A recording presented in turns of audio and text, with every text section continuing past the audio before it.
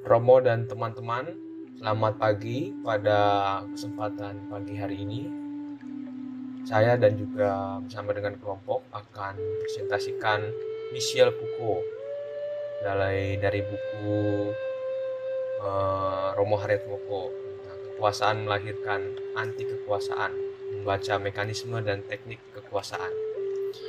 Ada biografi singkat kami paparkan di sini. Michel Foucault lahir di Poitiers tahun 1926. Dia seorang yang berasal dari kalangan medis. Ayah, kakek, dan saudaranya adalah ahli bedah semuanya. Tahun 1948 ia mendapat gelar filsafat. 2 tahun kemudian mendapat gelar di bidang psikologi. Dan 1952 mendapat diploma di bidang psikopatologi. Ia pernah terlibat juga secara aktif dalam pembaruan sistem kepenjaraan di Perancis, tapi juga dalam Partai Komunis di Perancis dan juga dalam gerakan-gerakan sosial lainnya. Ada tema yang diketengahkan dalam buku Romo Harriet Foucault di sini. Yang pertama tentang kekuasaan dan pengetahuan. Michel Foucault berupaya memahami kekuasaan lewat aneka macam cara dan tindakan. Misalnya ia dalam sejarahnya mengeksplor tulisan-tulisan tua atau arsip tentang sejarah kegilaan, karena juga ada bukunya dia yang menulis tentang sejarah kegilaan itu. Tapi juga mengeksplor tentang kepenjaraan, seksualitas, dan juga seperti yang sudah disampaikan tadi, terlibat dalam berbagai gerakan untuk memahami kekuasaan. Bagi Foucault, kekuasaan itu beroperasi melalui mekanisme-mekanisme sosial yang dibangun untuk menjamin kesehatan, pengetahuan, dan kesejahteraan. Dalam kerangka membentuk individu masyarakat modern yang disiplin, kekuasaan hadir bukan hanya lewat lembaga-lembaga yang represif seperti penjara dan polisi, tetapi juga dalam interaksi masyarakat dan semua bentuk kegiatan sosial. Foucault sendiri tidak memisahkan antara pengetahuan dan kekuasaan.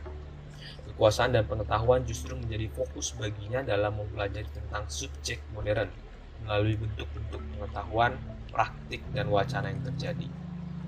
Hal ini juga berkaitan tentang bagaimana kemudian kekuasaan itu dijalankan melalui sarana-sarana, teknik-teknik, dan mekanisme-mekanisme macam apa kekuasaan itu dapat beroperasi. Ada kritik sejarah dan juga soal kekuasaan subjek dan diskriminasi. Kritik sejarah Foucault ini berhubungan dengan filsafat pencerahan yang menekankan aspek rasio yang sangat kental dan kuat. Kita tahu pada waktu itu ada semboyan sapere aude, beranilah berpikir sendiri dalam masa abad pencerahan itu. Dalam kepastian berpikir, filsafat pencerahan ini kemudian digugat dan dikritik oleh Foucault. Yang pertama itu kritiknya terhadap filsafat sejarah yang terlalu percaya pada sistem.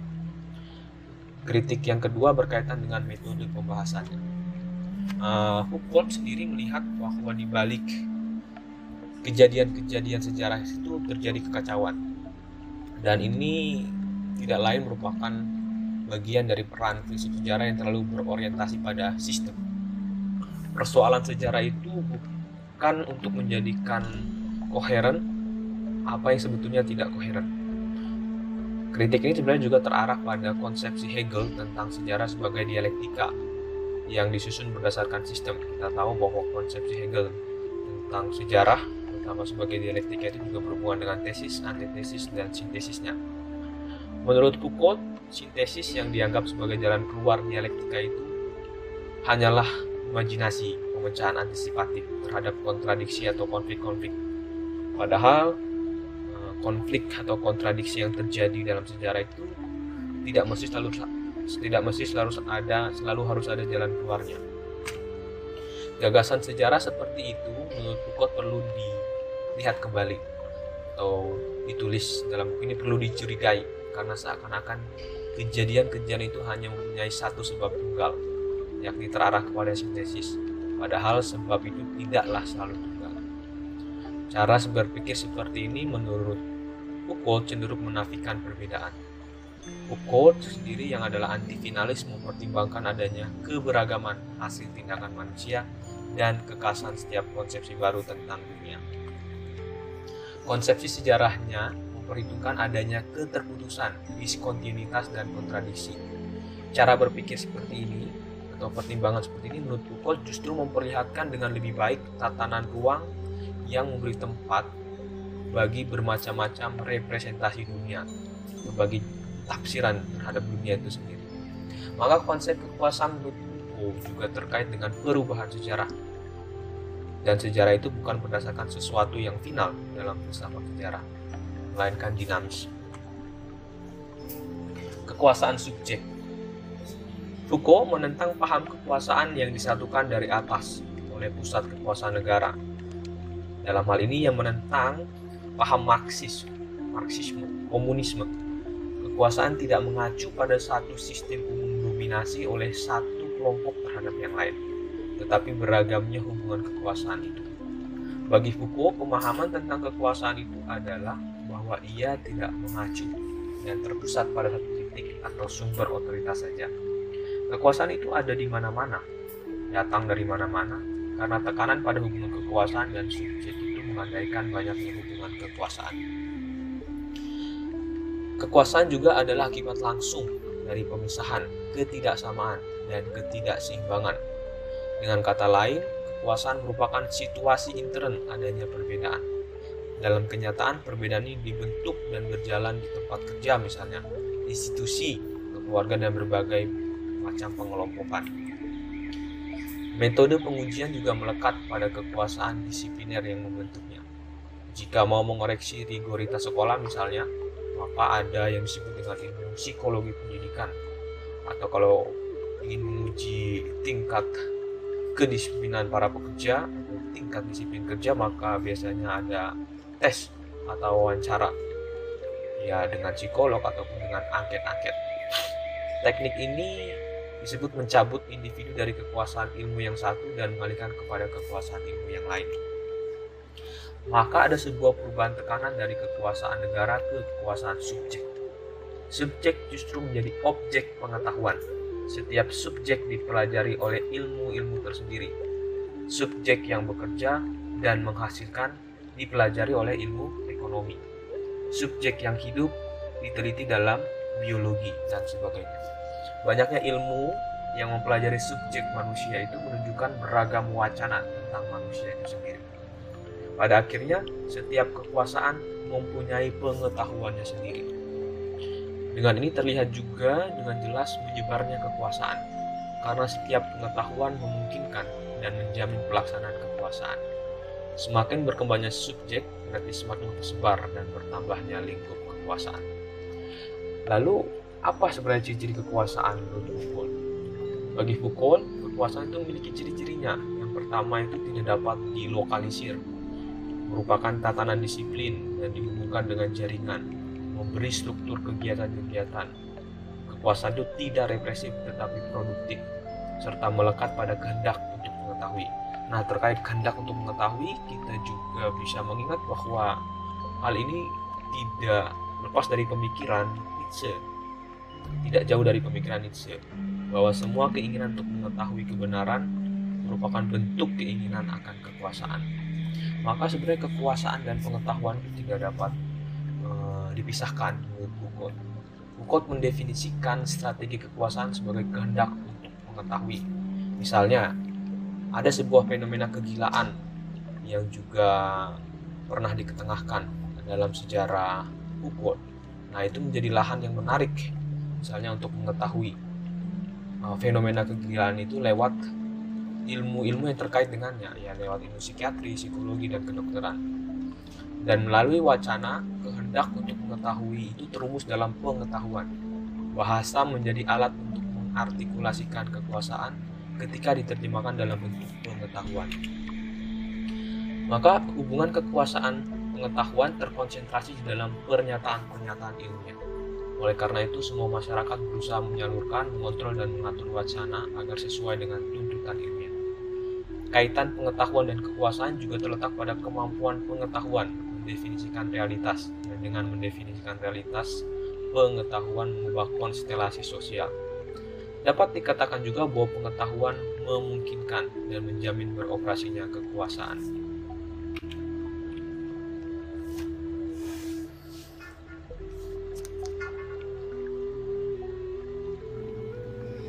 penyebab reorganisasi realitas dan perubahan konstelasi sosial. Perubahan di dalam konfigurasi pengetahuan mendorong terjadinya reorganisasi realitas yang digambarkan. Misalnya ketika psikiatri mendefinisikan konsepsi modern tentang aliensi mental. Dengan demikian, konstelasi sosial berubah. Dalam dunia medis, klaim objektivitas membuat tenaga medis merasa mampu menguasai pasien yang ada dalam rumah sakit atau tempat pengasihan itu. Volkot dengan cara itu mau menunjukkan ilusi kenaifan ilmu-ilmu tersebut, karena elaborasi ilmu-ilmu tersebut menyertai kemenangan teknik kekuasaan yang mengobjektifikasi apa yang ingin dibatasi. Surveyor Ed Brunner 1975 melukiskan bagaimana bentuk baru kekuasaan berlangsung dalam masyarakat disipliner dan bagaimana teknik-teknik kekuasaan semakin menyempurnakan diri dengan bantuan ilmu-ilmu manusia. Perkembangan ilmu-ilmu manusia dengan metode psikologi, psikiatri, kriminologi, dan sosiologi menandai sifat disipliner masyarakat modern. Dengan kata lain, tujuan-tujuan ilmu pengetahuan tidak lain adalah kekuasaan. Kriminologi mengubah konstelasi masyarakat dengan memisahkan antara orang-orang baik dan penjahat, yang dicurigai dan yang tidak terlibat. Diciptakannya penjara berakibat kekuasaan yang dijalankan polisi semakin besar. Sedangkan mengenai metodologinya, metode efektif untuk memahami kekuasaan bukan pertama-tama menganalisa kekuasaan dari rasionalitas intennya, tetapi lebih dulu mengungkap bentuk-bentuk konkret penolakan terhadap berbagai kekuasaan. Foucault mencoba mendefinisikan peran filsafat, merefleksikan situasi baru dalam hubungan kekuasaan. Dengan tetap mengakui adanya hubungan antara rasionalisasi dengan ekses kekuasaan, Foucault mengusulkan cara lain menganalisa hubungan rasionalisasi dan kekuasaan, bukan dengan menjelaskan rasionalisasi sebagai kemajuan linear dari rasionalitas, tetapi Foucault ingin menganalisa rasionalitas tertentu. Tujuan penelitiannya adalah untuk menghindari proses yang cenderung abstrak untuk masuk ke pendekatan yang lebih empiris. Dalam pengalaman-pengalaman dasar ini, terungkap penolakan terhadap bentuk-bentuk kekuasaan tertentu. Misalnya, untuk memahami apa yang dimaksud oleh masyarakat sebagai sadar, harus mengamati lebih dulu apa yang terjadi dalam apa yang disebut aliensi. Rasio, ilmu, dan sejarah menemukan titik temunya di dalam menafikan kegilaan. Melalui ilmu-ilmu, rasio ingin mengontrol semuanya termasuk kegilaan. Disiplin dan panotisme. Disiplin dan norma menjadi konsep kunci untuk memahami teknik kekuasaan yang membidik kepatuhan. Maka, melawan teori Hobbes tentang Leviathan, Foucault tidak mengatakan kedaulatan merupakan hasil dari persetujuan individu-individu, tetapi kekuasaan membentuk individu-individu. Dalam Surveyor Ed Brunner 1975, disiplin dianalisa sebagai satu dari teknologi kekuasaan masyarakat modern sebagai kekuasaan norma. Disiplin bisa dijalankan oleh institusi-institusi yang sudah terspesialisasi atau oleh institusi yang menggunakan disiplin sebagai sarana mencapai tujuan, misalnya rumah sakit, sekolah, atau rumah pendidikan, atau oleh instansi yang menggunakan disiplin sebagai sarana untuk semakin memperkuat dan mengorganisir kekuasaan, keluarga, militer, rumah, psikiatri, atau oleh aparat yang menggunakan disiplin sebagai prinsip berfungsinya organisasi. Objek teknologi politik ini ialah semua yang dihukum, orang gila, anak-anak, murid-murid, penduduk, mereka yang terlibat di dalam produksi dan semua yang perlu dikontrol. Foucault melukiskan peluasan praktik-praktik norma pada abad ke-17 dan 18, penyebarannya melalui seluruh tubuh sosial sehingga terjadi pembentukan masyarakat disipliner. Dalam konteks lapas, Efek dari sistem panoptik ini menyebabkan narapidana ada pada suatu kesadaran dalam pengawasan atau dalam situasi terlihat secara permanen. Panoptik merupakan bentuk pengawasan yang memungkinkan untuk memperoleh ketaatan dan peraturan dengan meminimalisir tindakan-tindakan yang sulit diperhitungkan atau tidak bisa diramalkan.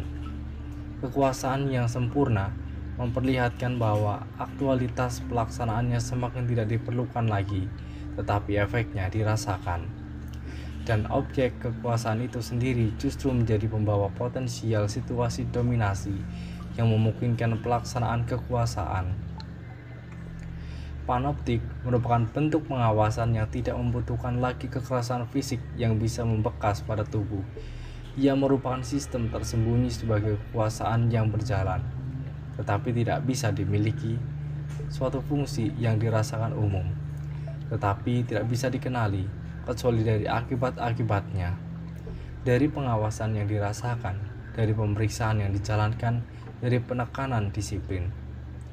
Ada 3 tujuan pembentukan masyarakat disipliner melalui sistem panoptik ini. Pertama, membuat pelaksanaan kekuasaan lebih mudah dari segi ekonomi. Kedua, dari segi politik, merupakan bentuk kontrol yang tidak kelihatan. Ketiga, memaksimalkan manfaat sarana pedagogi, militer, industri, sehingga meningkatkan kepatuhan dan kegunaan seluruh unsur sistem.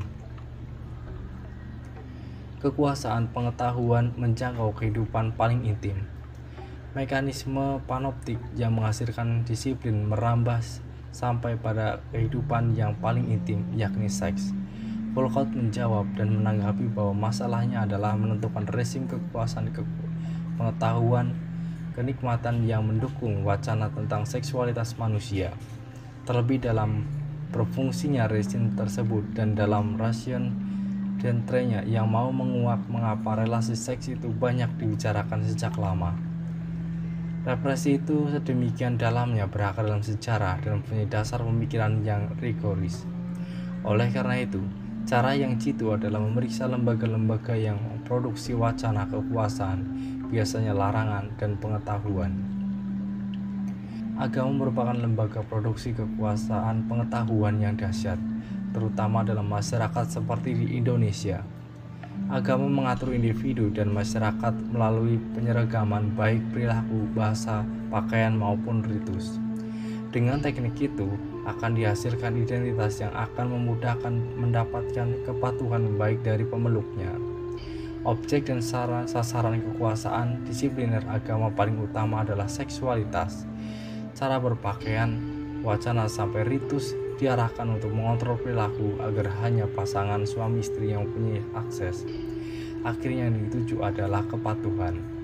Seperti halnya telah disebut dalam Surveiller et Punner 1975, Volkot menunjukkan kekuasaan tidak hanya represif tetapi juga penghasil pengetahuan.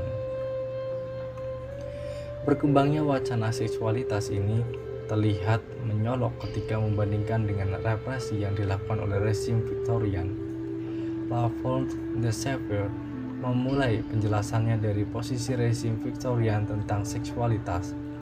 Pasangan berkeluarga menjadi model, menjadi norma yang membawa kebenaran, yang berhak berbicara dengan tetap menyimpan prinsip kerahasiaan. Dalam rezim Victorian, tindakan seksual yang tidak terkait dengan tujuan prokreasi tidak hanya dilarang, tetapi juga ditolak, harus diam. Volkot menanyakan kebebasan dalam ungkapan seks. Dalam kata lain, ia tidak menunjukkan hipotesis represif seks adalah keliru, tetapi ia ingin menempatkan wacana tentang seks dalam situasi masyarakat modern di mana mekanisme kekuasaan berlangsung melalui kehadiran secara terus-menerus melalui wacana penuh perhatian ingin tahu. Ada konspirasi kekuasaan pengetahuan sehingga kekuasaan menjangkau sampai pada perilaku yang paling individual dan intim. Dari seks ke wacana, teknik-teknik polimorf kekuasaan, metode yang sering digunakan oleh kekuasaan untuk mengontrol tanda kutip seks dengan membangun wacana. Bentuknya adalah penolakan, larangan, rangsangan, bahkan juga intensifikasi.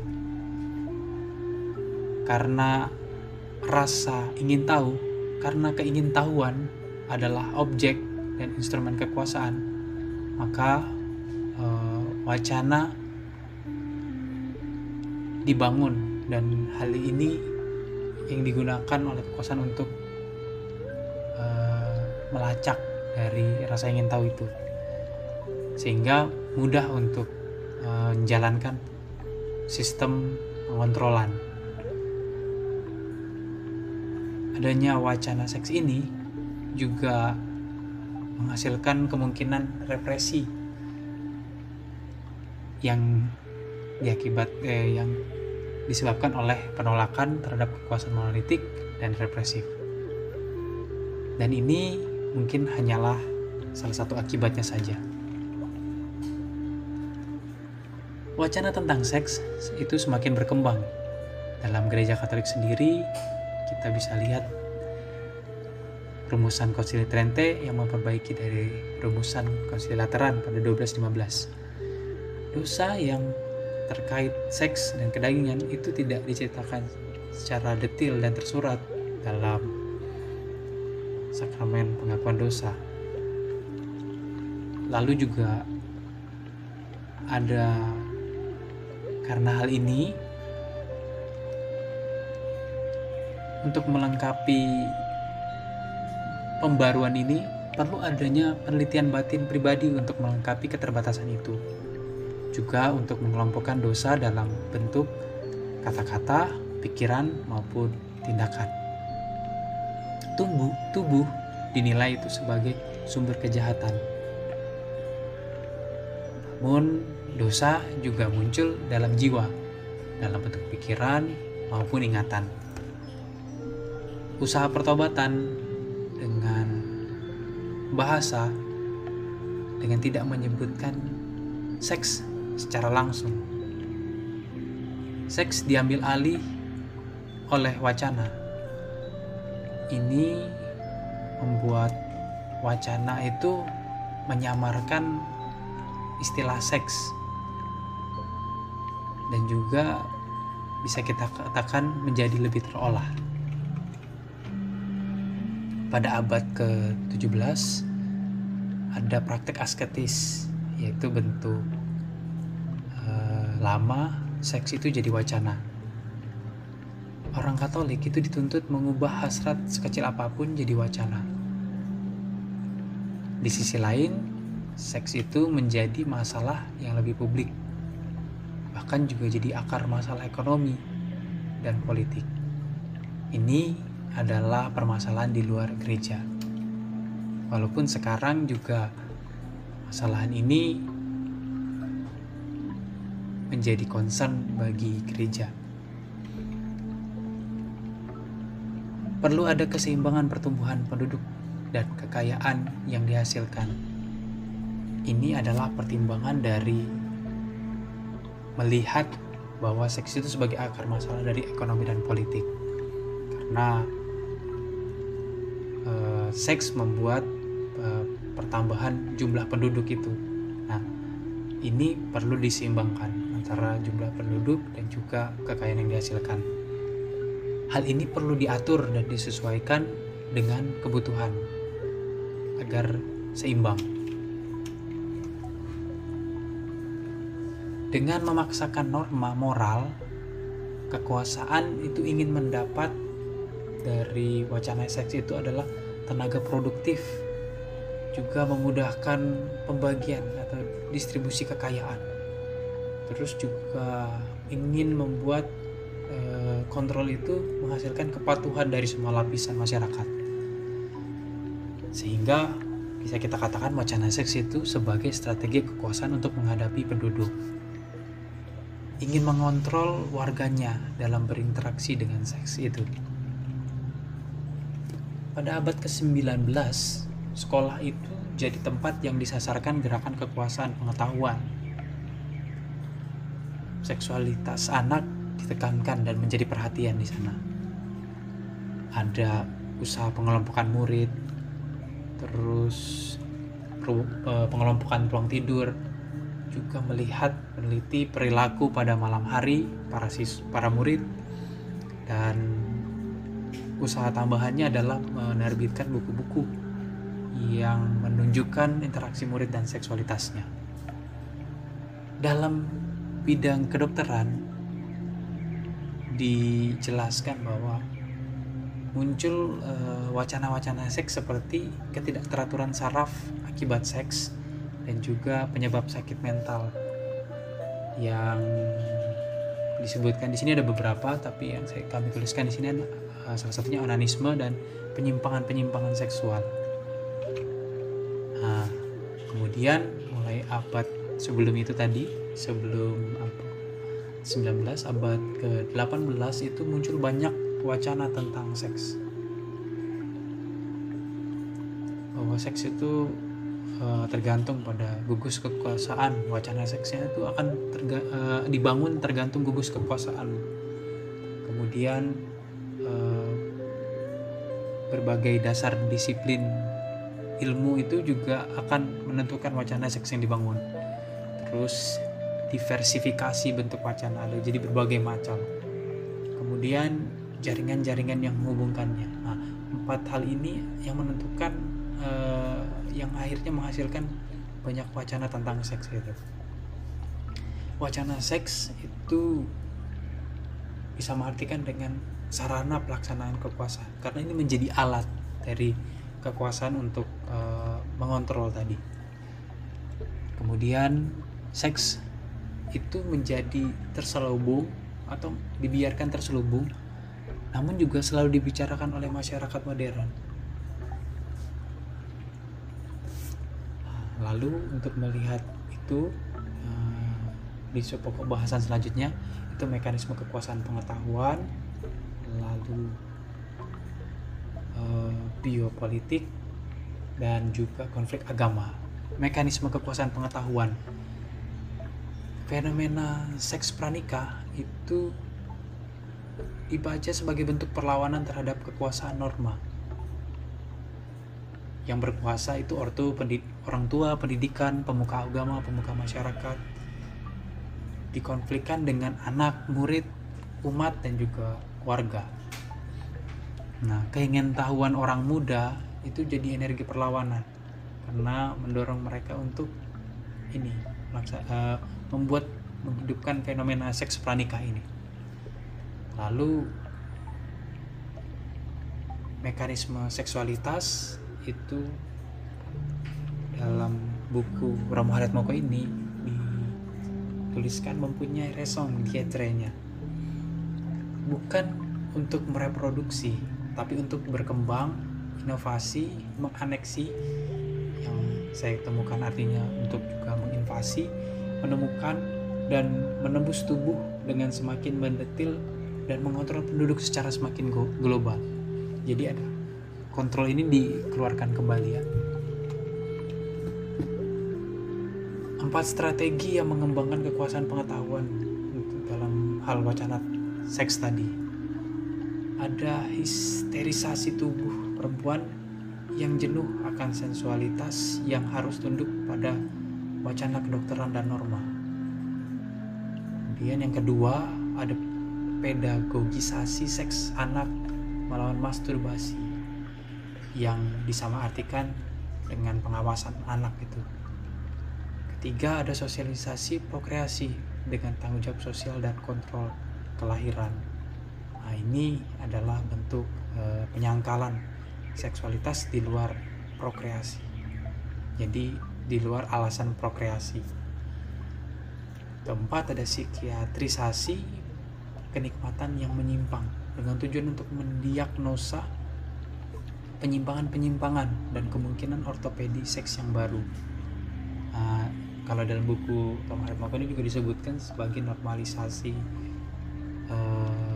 seks gitu, seksualitas.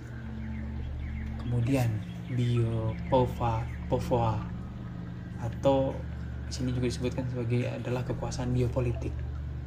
Ini lahir dalam konferensi tentang kedokteran sosial pada 1974 yang dipublikasikan 1977. Biologi ini dipikirkan dalam konteks politik. Norma itu menggantikan hukum. Kemudian kedokteran modern itu digantikan dengan kedokteran sosial, karena di sini disebutkan kapitalisme itu mensosialisasikan tubuh. Maka dalam pengertian Biopova ini, sejarah seksualitas menjadi sangat penting karena merupakan tempat perjumpaan antara tubuh dan penduduk. Jadi tubuh itu dimaknai secara umum, secara dilihat dengan interaksinya dengan masyarakat, dengan penduduk. Biopolitik itu mengontrol dan mengatur penduduk. Nah, contoh yang bisa kita ketahui adalah KB, lalu ada kontrol kesehatan, juga bantuan harapan hidup. Kontrol kesehatan di sini juga kita bisa masukkan di dalamnya adalah vaksin gitu ya. Biopova masih pokok bahasan yang kedua. Biopova ini jaminan sosial itu menjadi inti biopolitik, mencakup asuransi kesehatan, bantuan sosial, pajak, aturan hygiene, juga urbanisme. Dan sistem ini nih, jaminan sosial tadi ini berjalan dalam sistem kontrol, bukan hukuman.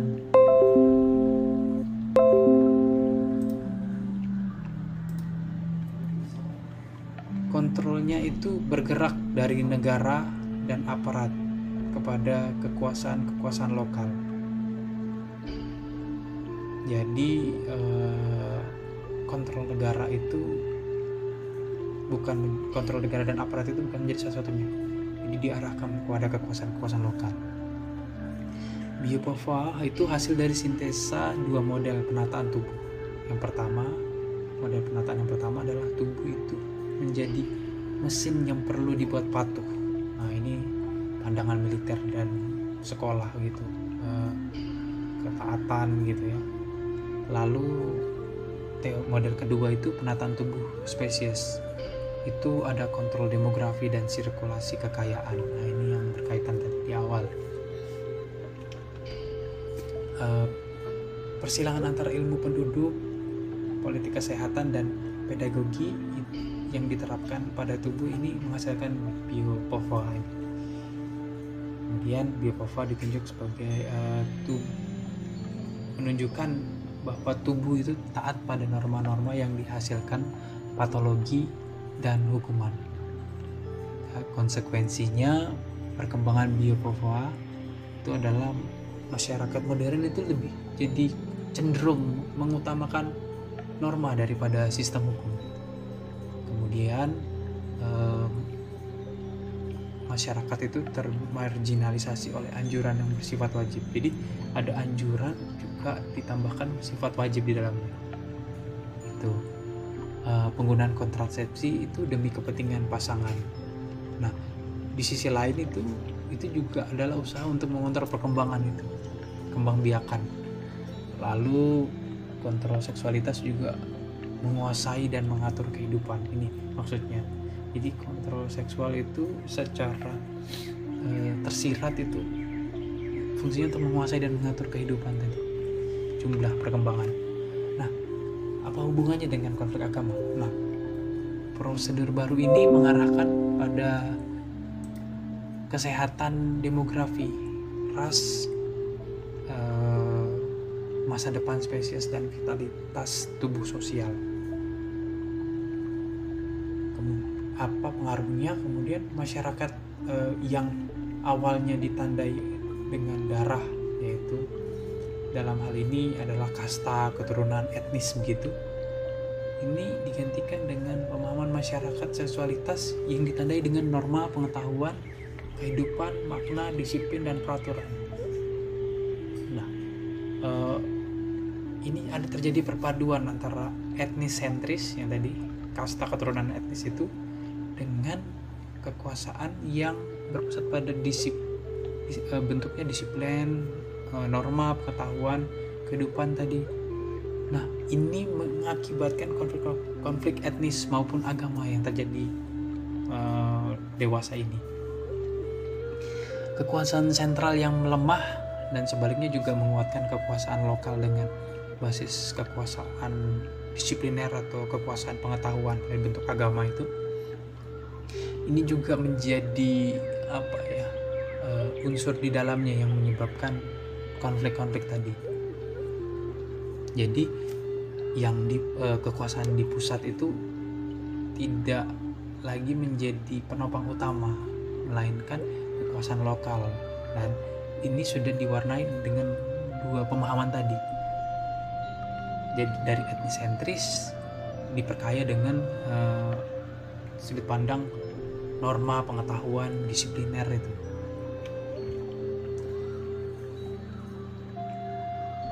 Nah, terjadi pemujaan etnis tadi, masih ada di paham masyarakat yang awal itu, masyarakat lama, pemujaan etnis dan menilai kebenaran itu. Yang hal ini juga akhirnya memicu pemusnahan kelompok lain dan membangkitkan militansi sampai pada pengorbanan diri total. Jadi kebenaran adalah milik salah satu etnis, etnis lain itu ingin dimusnahkan. Nah, ini menggambarkan bahwa jadi seks itu jadi gagasan yang dibentuk dari berbagai strategi kekuasaan. Nah, kekuasaan itu adalah kekuasaan yang tersembunyi, sehingga ini menjadi masalah karena ada penyembunyian itu kekuasaan sesungguhnya yang diinginkan. Yang dimaksud adalah hubungannya dengan seksualitas dan kekuasaan norma, sehingga untuk mengatasinya perlu afirmasi tubuh, nikmatan, pengetahuan, dan macam-macam ungkapan untuk memungkinkan perlawanan. Perlawanan yang dimaksud adalah perlawanan terhadap kekuasaan yang etnisentris tadi, yang kebenarannya hanya ada salah satu kelompok masyarakat itu. Nah, untuk melawan itu kita perlu bicara benar, atau di sini katakan di dalam buku ini menjanjikan kenikmatan itu. Bagaimana untuk menjabarkan ini itu analisa kritik untuk dari Foucault sendiri mempertanyakan evidensi pengetahuan dan praktek-praktiknya, mengingatkan kita persoalan dan bahaya khas pada individu dan masyarakat. Jadi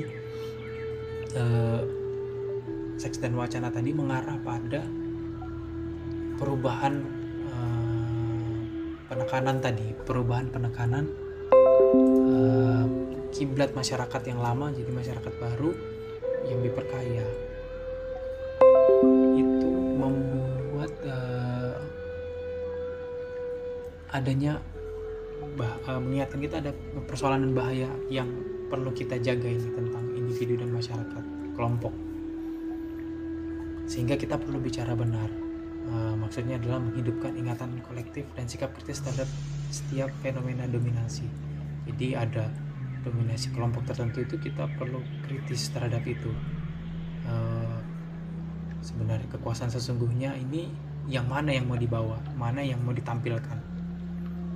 Kita memperoleh tanggung jawab etis baru dalam pikiran kita.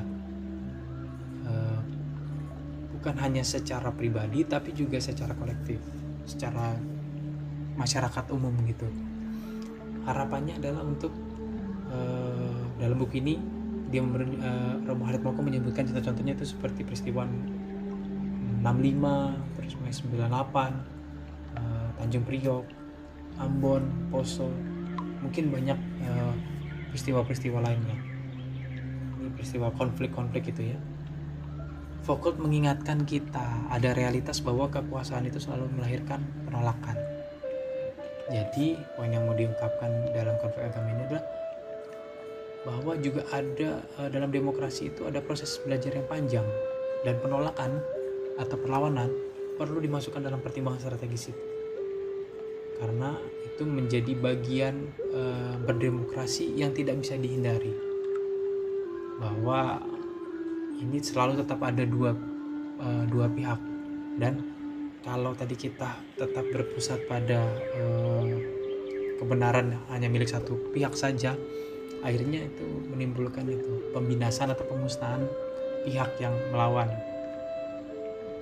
dari kelompok dominasi. Nah, ini menyadarkan kita, membawa kesadaran untuk berpikir kritis terhadap hal ini. Terima kasih. Demikian presentasi dari kelompok kami, kelompok 11 tentang pemikiran Foucault.